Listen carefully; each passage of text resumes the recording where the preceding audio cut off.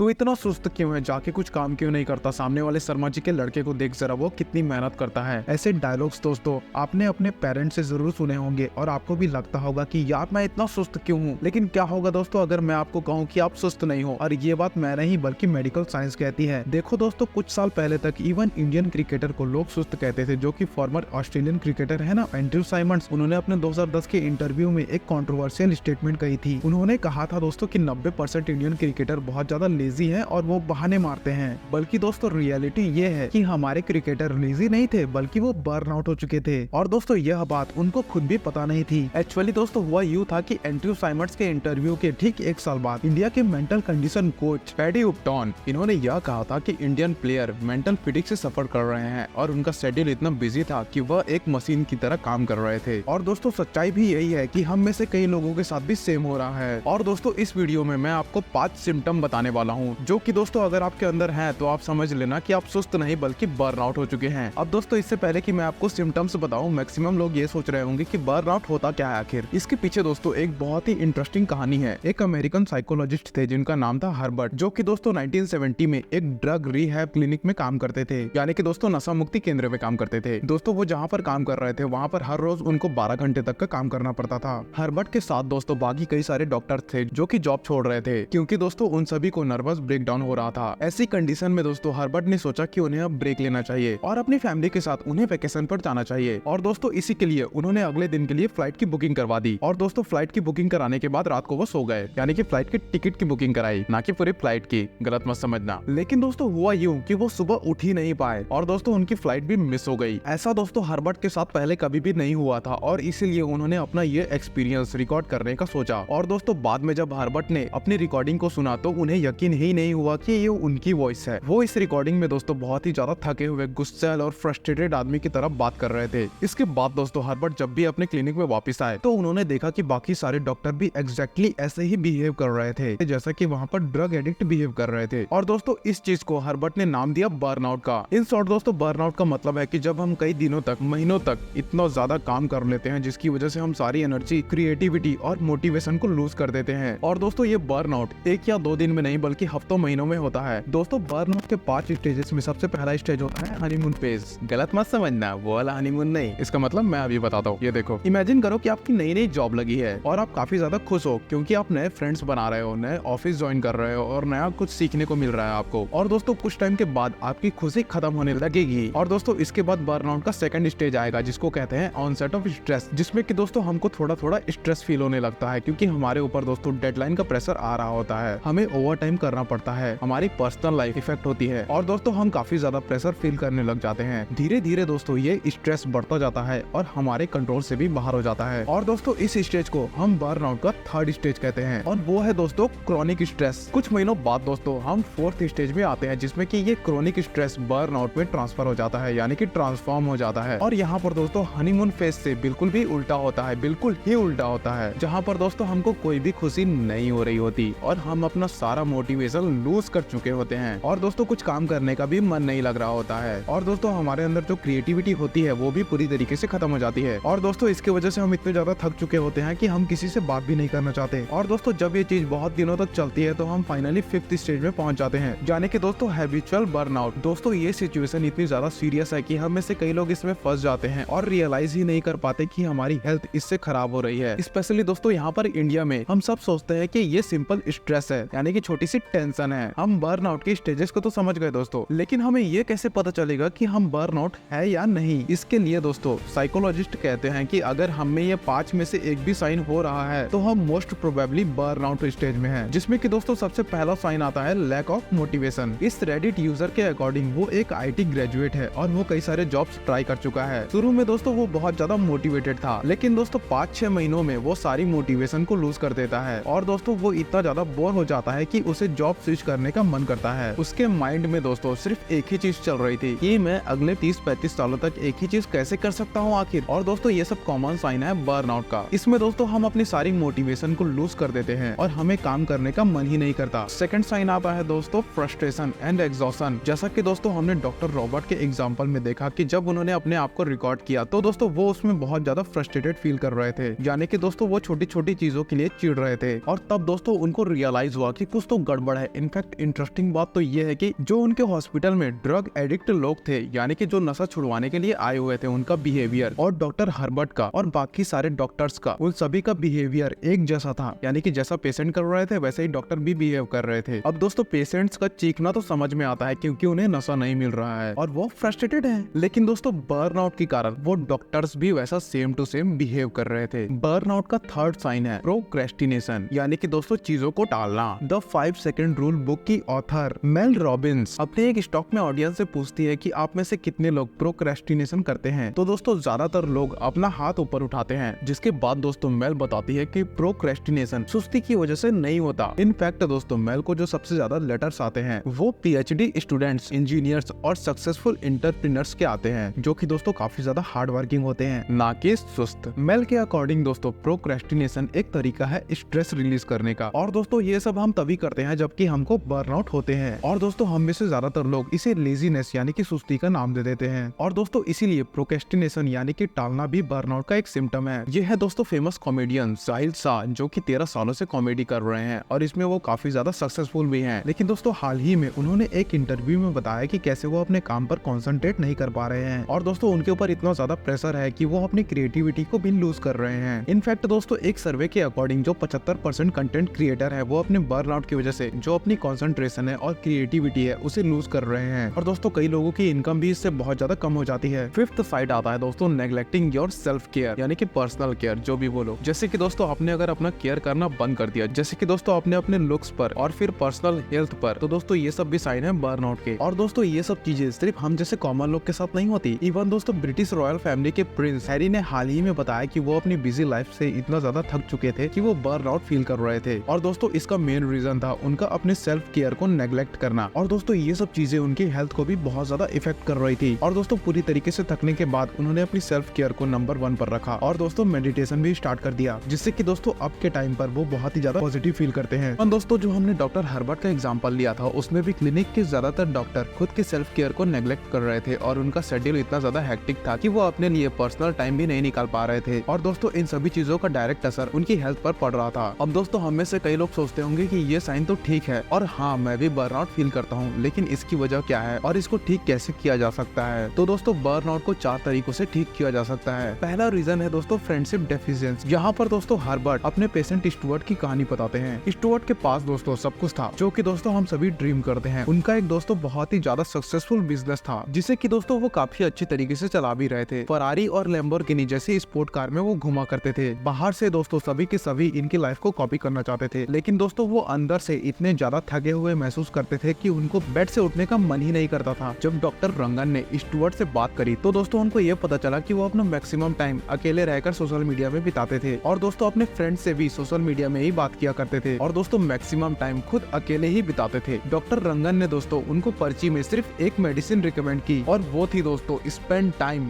With your friends. जिसके बाद दोस्तों 6 हफ्तों तक हर वेडनेसडे को वो अपने फ्रेंड्स के साथ फुटबॉल खेला करते थे। और दोस्तों इसके बाद जब वो डॉक्टर रंगन के पास वापस आए तो वो कम्प्लीटली डिफरेंट पर्सनैलिटी बन चुके थे, और दोस्तों वो बहुत ही ज्यादा एनर्जेटिक और मोटिवेटेड फील कर रहे थे। हम में से कई लोगों के साथ भी दोस्तों यही सेम प्रॉब्लम है, और सिर्फ सिंपल सॉल्यूशन की मदद से हम बर्नआउट की साइकिल से बाहर निकल सकते हैं। सेकंड सॉल्यूशन आता है दोस्तों फॉलोइंग योर हॉबी। डॉक्टर रंगन दोस्तों अपने एक और पेशेंट के बारे में बताते हैं जो कि एक सक्सेसफुल कंपनी के सीईओ थे। वो दोस्तों अपने काम को भी बहुत ज्यादा एंजॉय कर रहे थे, और दोस्तों उनकी एक बहुत ही ज्यादा ब्यूटीफुल और हैप्पी फैमिली थी। लेकिन दोस्तों एक पॉइंट पर आके ये क्लाइंट ना तो अपने जॉब को एंजॉय कर रहे थे और ना ही दोस्तों अपने वाइफ और बच्चों के साथ टाइम स्पेंड कर रहे थे। रंगन को इनसे बात करके ये पता चला कि वो इतने ज्यादा बिजी रहते थे कि उनको टाइम ही नहीं मिलता था अपने किसी भी हॉबी पर काम करने के लिए। फिर दोस्तों डॉक्टर रंगन ने उनसे पूछा कि चलो अभी तुम्हारे पास तो कोई भी हॉबी नहीं है, लेकिन बचपन में तो कोई हॉबी होगी तुम्हारी। इस पर दोस्तों उनके पेशेंट ने कहा कि हाँ बचपन में मैं एक ट्रेन सेट के साथ खेलता था, और डॉक्टर रंगन ने उन्हें रिकमेंड किया कि वैसा ही एक ट्रेन सेट खरीदो और उससे खेलना स्टार्ट कर दो। पहले तो दोस्तों उनका यह सजेशन उनके पेशेंट को बहुत ही ज्यादा अजीब सा लगा कि मैं तो अब बड़ा हो चुका हूँ और मैं इस ट्रेन सेट से कैसे खेल सकता हूँ, लेकिन एनीवेज उसने उस ट्रेन सेट से खेलना स्टार्ट कर दिया। इसके बाद दोस्तों 3 महीने बाद डॉक्टर रंगन उनके पेशेंट के वाइफ से मिले, और वो बहुत ही ज्यादा खुश लग रही थी क्योंकि दोस्तों उन्होंने देखा था कि उनके हस्बैंड ऑफिस से आने के बाद उस ट्रेन सेट से खेलते थे, और दोस्तों उस ट्रेन सेट से खेलने के 1 घंटे बाद वो बहुत ही ज्यादा मोटिवेटेड फील करते थे, और दोस्तों उनके फैमिली में उनकी अच्छी बॉन्डिंग भी बन गई थी। थर्ड सॉल्यूशन आता है दोस्त नॉट रनिंग बिहाइंड परफेक्शनिज्म 2019 से लेकर 2022 तक legendary player Virat Kohli out of form चल रहे थे। एक इंटरव्यू में दोस्तों उन्होंने बताया कि वो उस वक्त काफी ज्यादा फ्रस्ट्रेटेड और इरिटेटेड फील कर रहे थे और मोस्ट प्रोबेबली दोस्तों वो बर्नआउट थे। इनफैक्ट दोस्तों वो एक टाइम पर खुद को दुनिया का सबसे बेकार क्रिकेटर मान बैठे थे। इसका रीजन था दोस्तों उन पर परफेक्शनिस्ट टैग का प्रेशर लगना। 2019 से पहले दोस्तों विराट कोहली रिकॉर्ड पे रिकॉर्ड तोड़ रहे थे और सब उन्हें दोस्तों रन मशीन और लेजेंड का स्टेटस ऑलरेडी दे चुके थे। और दोस्तों इसी परफेक्शनिस्ट इमेज को मेंटेन करना काफी लोगों के लिए बहुत ज्यादा स्ट्रेसफुल होता है। वो दोस्तों खुद से इतना ज्यादा एक्सपेक्टेशन रख लेते हैं कि ऑलरेडी एक एक्सपेक्टेशन उनके कंट्रोल और कैपेबिलिटी से बाहर होती है। इवन दोस्तों एक स्टडी के अकॉर्डिंग जो लोग ज्यादा परफेक्शनिस्ट होते हैं उनके ऊपर बर्नआउट होने का ज्यादा समस्या होती है, क्योंकि दोस्तों उनकी खुद से बहुत ज्यादा अनरियलिस्टिक एक्सपेक्टेशन होती है। उन्हें लगता है दोस्तों कि वो बहुत ज्यादा कम टाइम में बहुत ज्यादा चीजें कर सकते हैं। और दोस्तों इन सभी चीजों से बाहर निकलने का एक सिंपल सॉल्यूशन है the art of saying no,